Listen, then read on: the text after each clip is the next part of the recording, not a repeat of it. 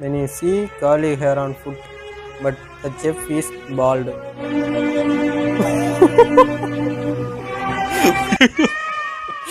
புரியுதாண்ட?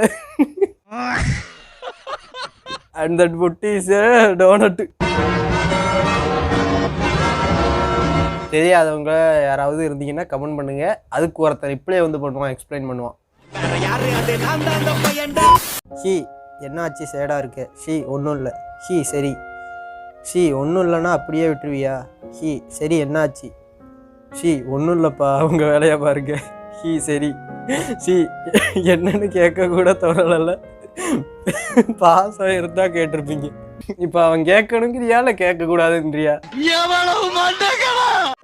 No sudu, no sornai.